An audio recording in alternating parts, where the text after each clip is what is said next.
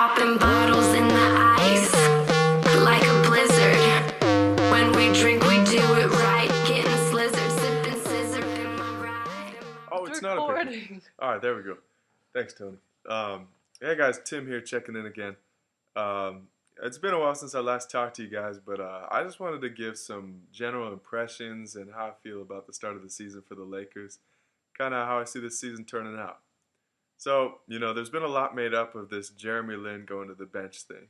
And while I think it's a shame because it's kind of insulting for the guy to be benched for Ronnie Price, a completely inferior player, and I don't think there anywhere is going to argue that with you that Ronnie Price is worse than Jeremy Lin.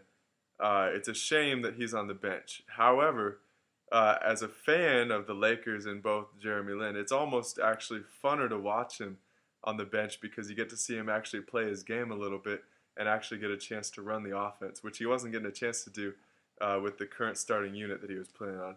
A lot of times he'd just be, he'd dribble the ball up past half court, dump it into Boozer at the high post, and then do a screen off for Kobe to get Kobe the ball.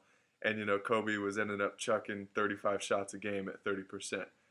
So I think in a way I can see where Byron Scott wants Jeremy Lin to lead the bench unit because him and Kobe are in some ways incompatible in a sense that Kobe is not naturally a very gifted passer and doesn't have the best court vision, as you can see with a lot of his plays. He tries to, it's kind of funny because Jeremy Lin will make a great pass and then Kobe will try to replicate and say, I can pass too.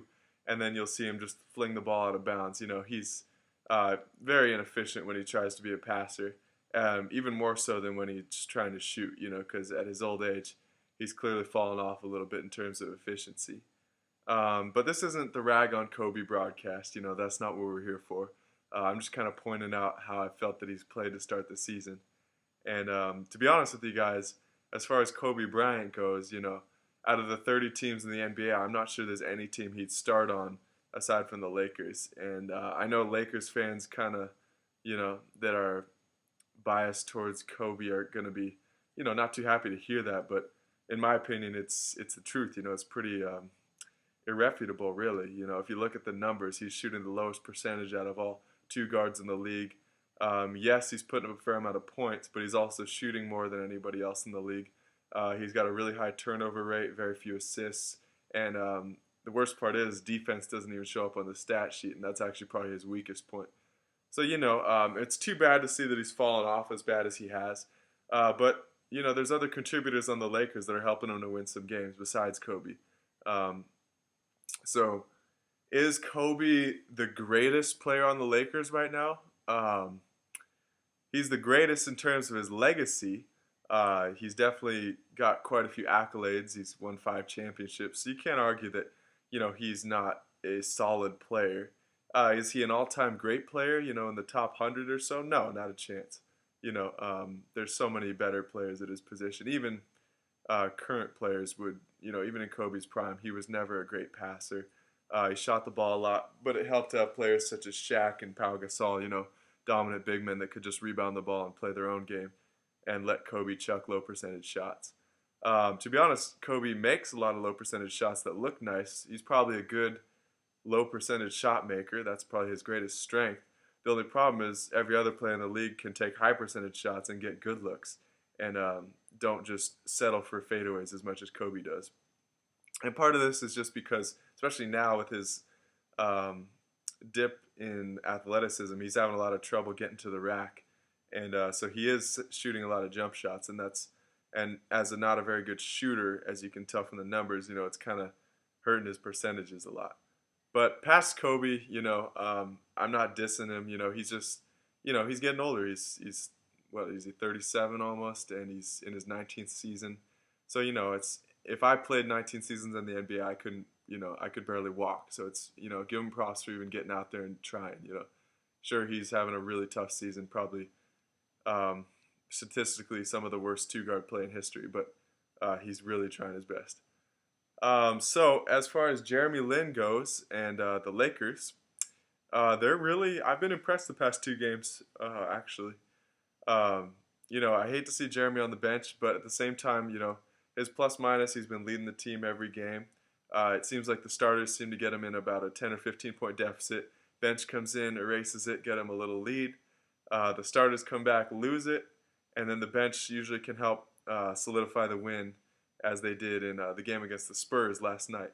Um, Unfortunately, Byron pulled like a really dubious, questionable play, and he pulled Jeremy Lin with 2 minutes left or so in the game, and they had a pretty comfortable lead. I think they were up four, and they ended up almost blowing the game had Ginobili made a late free throw, but it ended up going to overtime, and they were going to lose again. But I think an assistant coach told Byron, man, let's go ahead and win this. Let's not tank the season. Put Jeremy in there. Let's get the W. So it was good to see that. He put Jeremy Lin in with like a minute 30 to go.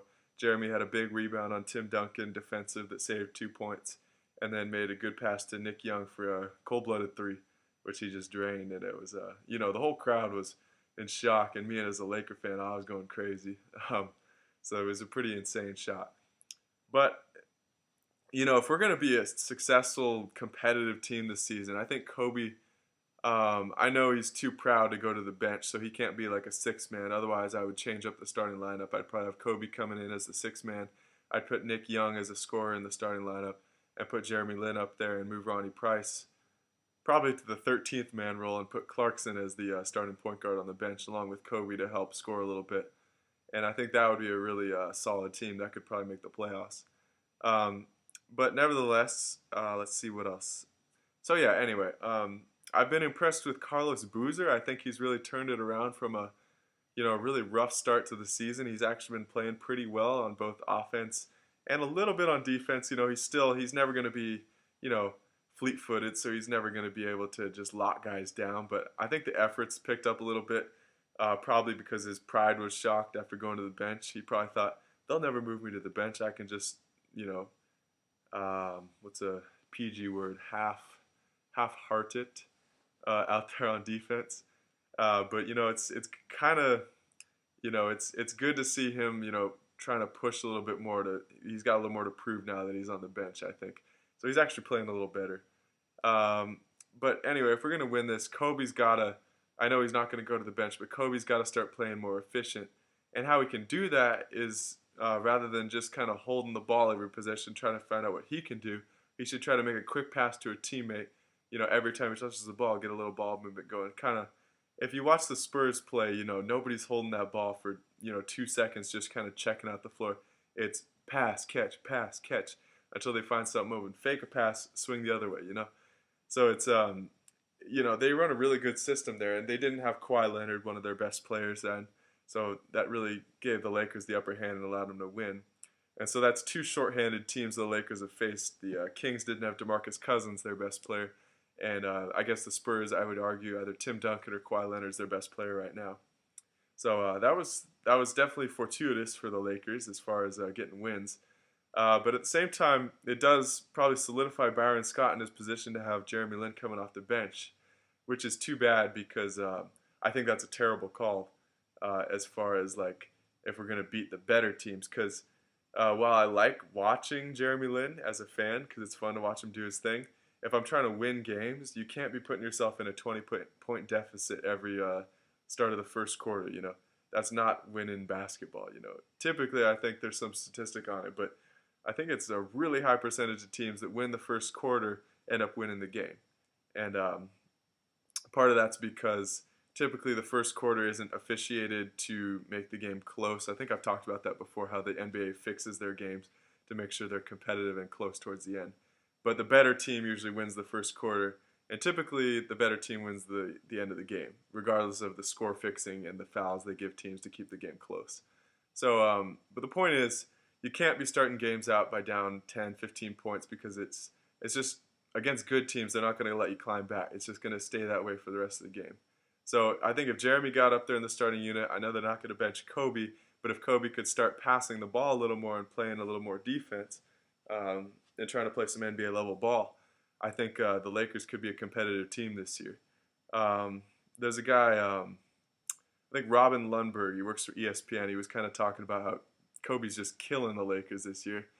And it's, I was looking at the stats. It's like his plus-minus net defensive rating is -15, meaning when he's out there per 100 possessions, the team does 15 points worse on defense, meaning they give up 15 more to the enemy team. And then on offense, the team is 5 points worse. So he's actually really hurting the team on both ends of the ball. And I know Kobe thinks he's a really confident guy. He thinks he's an all-time great, so it's hard to say, Kobe, we'd love to have you coming off the bench, because he's never going to put up with that, really. I mean, he's making $24 million. He thinks he's the franchise, so you can't have him coming off the bench, even if that's where probably he'd be best suited for spot minutes here and there. But I'm not a Kobe hater, I know it probably sounds like I am. I'm just calling it like I see it. I'm a former college basketball player myself. I'm a fan of the game, and you can't argue with, it's pretty simple winning basketball. You shoot good shots, three-pointers and layups, and then open mid-range if they're open, and then get offensive rebounds and play defense, and you'll win a lot of games. That's kind of what the Spurs do. They got a great ball-moving team. They hit a lot of open threes, and they make a lot of layups, and you saw Ginobili pass inside to Tim Duncan for some great easy buckets. That's winning basketball right there. You see Kobe, game on the line, overtime, he's just bricking. That's his game. He's Brick City. People call him Co-Brick, So he's just got to work on passing to the right guy who's going to make a play. And he's got to recognize that, hey, I'm older now, Maybe I can't do the things these young guys can do, but I can still be a team player and try my best, And I'd love to see that out of him too, Because there's so many guys on that team that just, Jeremy Lin, for example, he's the consummate winner. He's all about winning. You just see he's got so much hustle, so much heart, He's always going to make the right basketball play. For example, not many point guards are going to go up and rebound over a 7-footer like Tim Duncan from the weak side. That was an incredible play. That's why you keep him in the game, because the man refuses to lose. Jeremy Lin's not going to put up with that. He's just too competitive. Kobe thinks he's competitive, but he just doesn't know how to win. He's not, he's been blessed with some good teams, but he's got to kind of work on learning how to win, And I think, in terms of Kobe's career, he's had a couple good seasons, but by and large, whenever he's not presented with transcendent talent like Shaquille O'Neal, the collection of Pau Gasol, Lamar Odom, they had some really good players on that team. It's been tough for him. He's had a lot of losing seasons. He's not a LeBron James that can carry a team to the playoffs by himself. If you remember, like the 05 to 07 years, Kobe's putting up tons of points, but they're not winning any games, and they didn't even make the playoffs. That's kind of Kobe's game, is get his. He's not really about winning as much, which is too bad, because I'm a competitor myself, so I love, as a Laker fan, I want to see the team going balls out to win, kind of like a Jeremy Lin does. Nick Young, he's trying his best. He hits some clutch shots. He's not the most talented defender, or he doesn't have great court vision, but he's doing the best he can to try to win. You can't question his heart. Same with guys like Robert Sacre, Wes Johnson. They're all giving it everything they got, And I wish I could see that out of Kobe. It's more than just great. You're passing up, Michael Jordan for all-time scoring.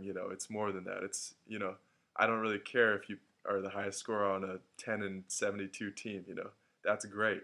You can be happy at night, but as a fan, as a Laker fan, I want to see the team win and be competitive.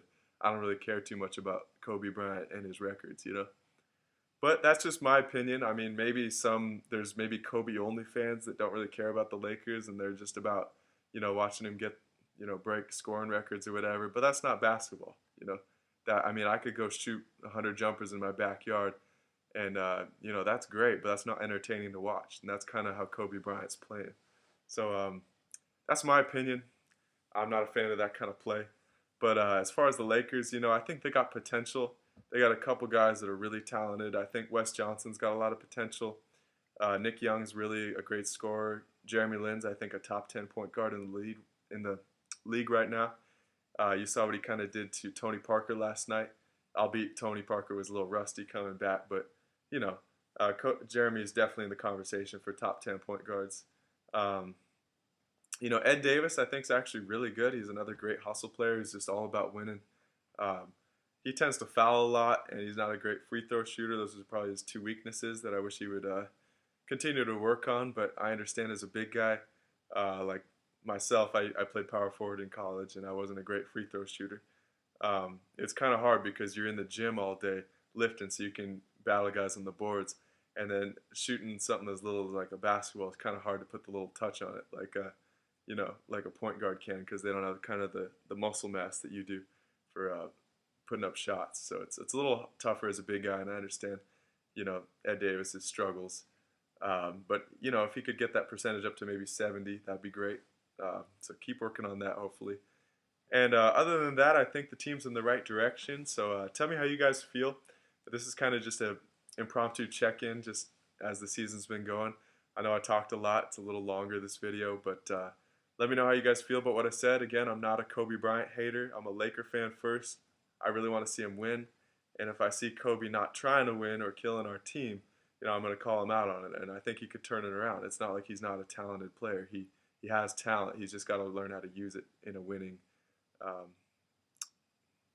facility. I don't know if that's the right word there, but anyway, thanks for checking in, guys. We'll see you next time. This is Tim.